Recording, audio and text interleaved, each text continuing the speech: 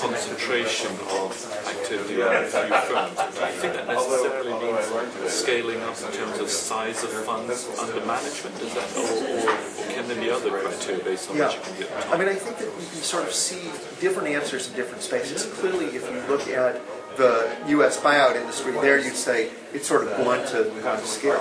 I think if you looked at the experience of, for instance, venture capital in the United States, you see a different story where the groups that have been most successful haven't necessarily been the ones which have raised the most money. In fact, they've deliberately tried to keep themselves relatively small and focused, but they've just simply been able to sort of maintain this incredible, allure that entrepreneurs who've had the choice to take money from a Sequoia have done so, even though there are other people with more money who've been willing to write a certain brand cachet.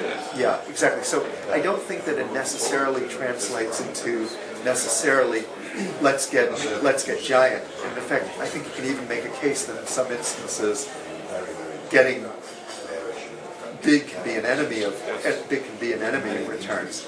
But certainly, it certainly is a business where there is, I think, anywhere in the globe that you look, a lot of persistence where it seems the groups that seem to do well are able to do well fund after fund after fund. And sort of creating that magic is, I guess, the real challenge that the management of private equity, it really is the management of private equity. Just one final point. How do you see Western institutions, pension funds and others looking at this region today? I mean, obviously we're in the midst of the crisis, but moving forward, will you see these institutions wanting to invest in the Middle East? Yeah, I think that there's definitely a sort of sea change taking place in terms of the thinking around where institutional investors should be looking to invest. I think initially there was a lot of reluctance in terms of going towards looking towards emerging markets, particularly outside of India and China, saying there's just simply too much risk, too much transaction costs associated with it.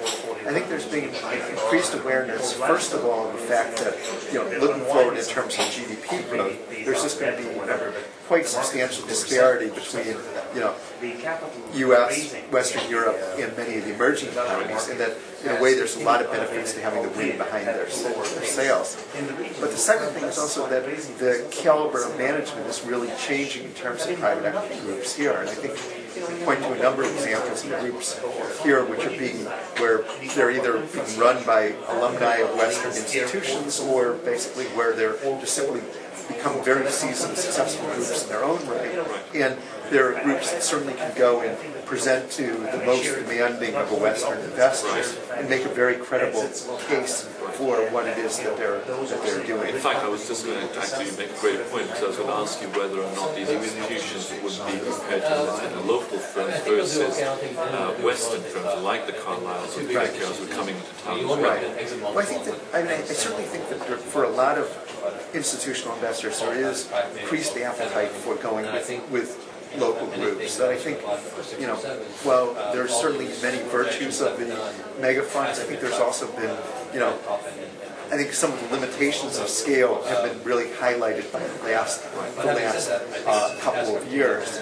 And I think the endowments always had this taste for, let's go with local players. And I think we're increasingly seeing some of the pensions and others saying, if you can find best in breed, targeted groups working in some of these regions, we're going to be we will be comfortable going with them.